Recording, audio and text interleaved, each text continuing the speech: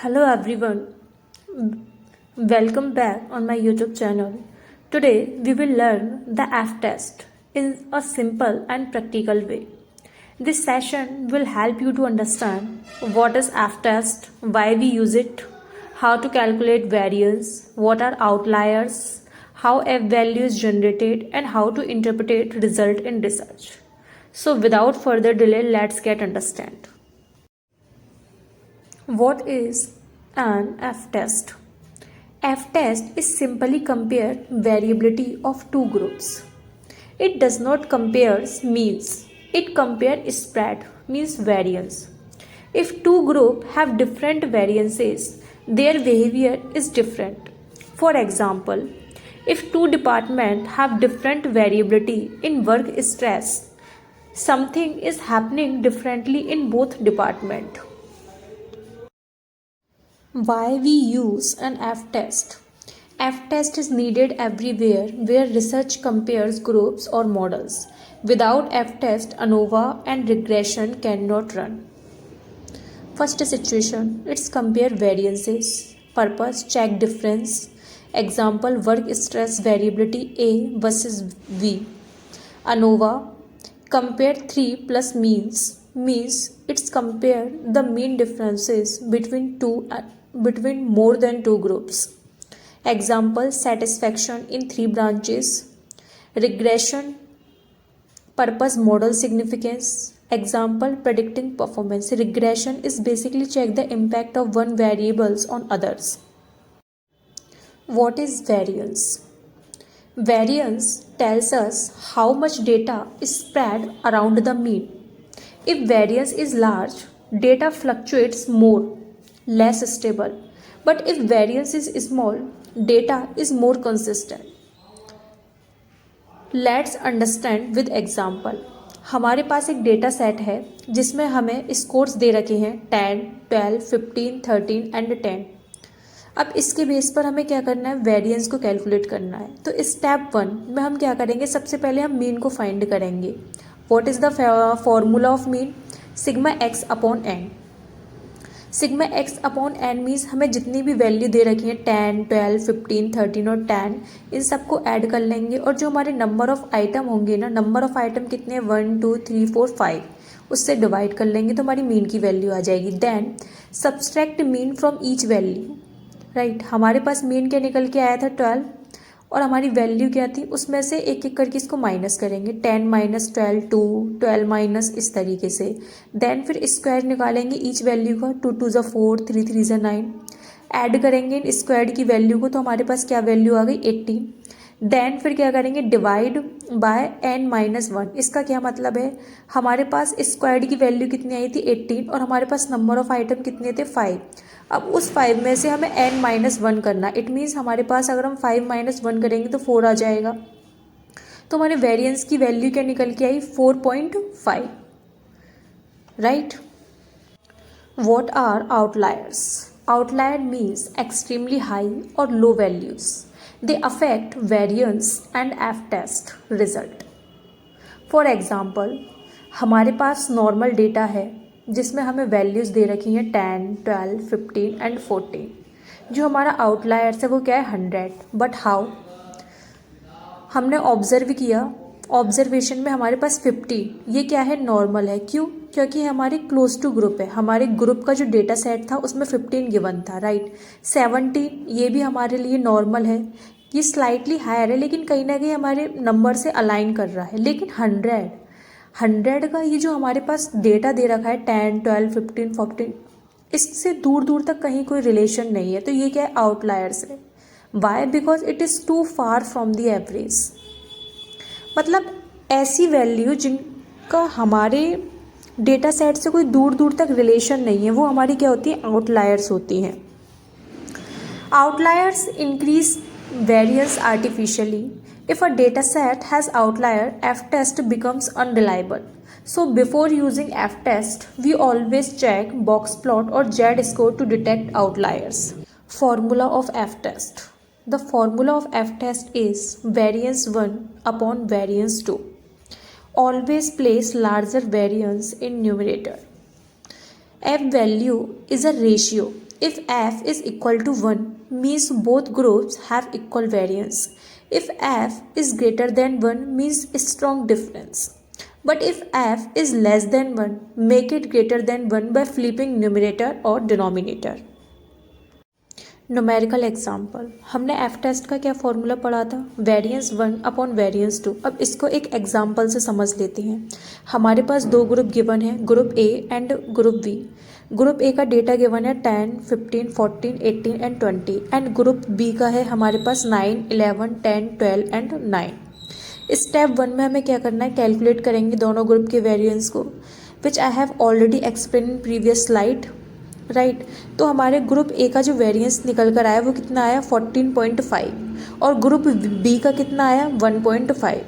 Second step क्या था हमारा, कैलकुलेट करेंगे एफ वैल्यू को। कैसे, वेरिएंस 1 यानी कि variance of a 14.5 and variance of b 1.5। तो एफ वैल्यू कितनी निकल के आई हमारे पास 9.67। This is our F value.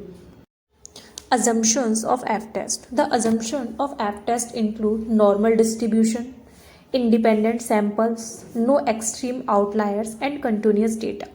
If assumptions are violated, F-value becomes misleading, result become weak, and research conclusion become doubtful. So consider each and every assumption of F-test. F-critical value table.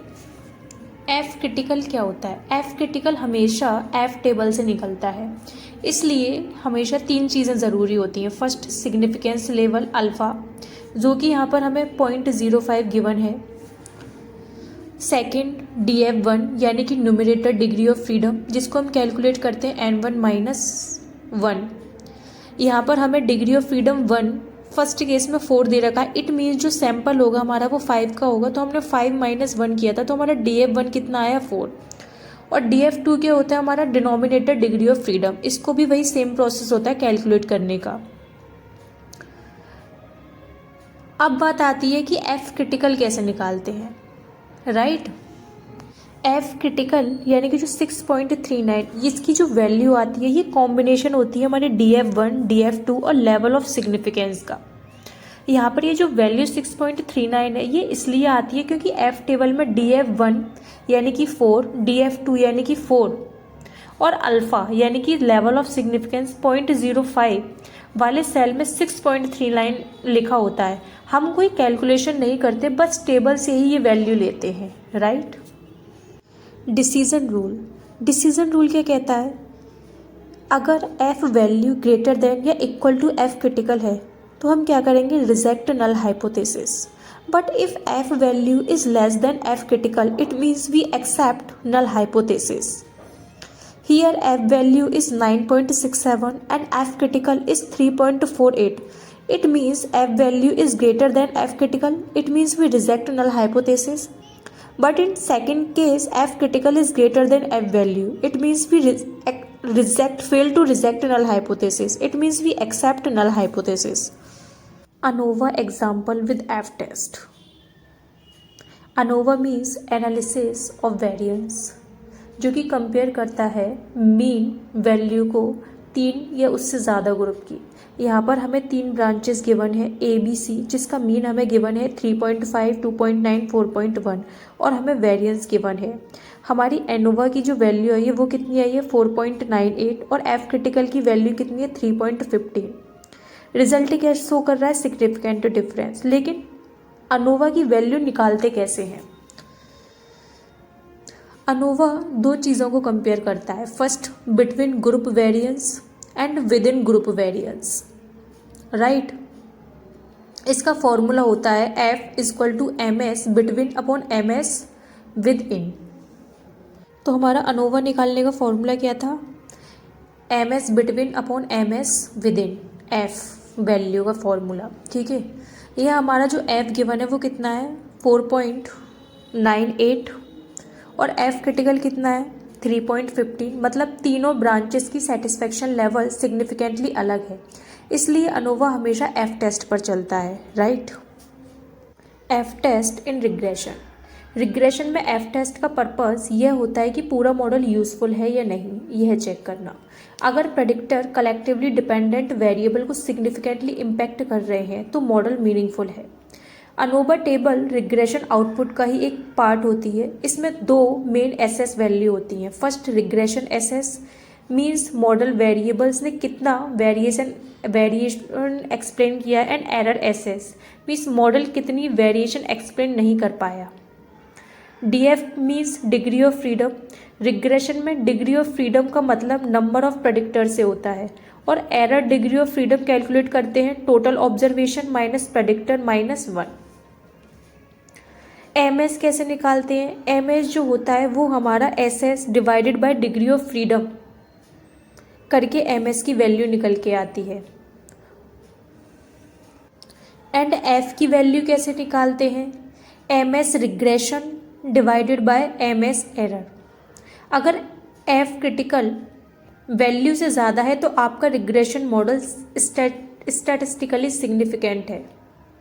इस example में हमारे पास जो F की जो value दे रखी है वो 12.5 है, और एफ क्रिटिकल अप्रॉक्सीमेट 3.3 है, राइट, जिसमें क्लियर है कि मॉडल स्ट्रॉन्ग है और प्रेडिक्टर कलेक्टिवली इम्पोर्टेंट हैं।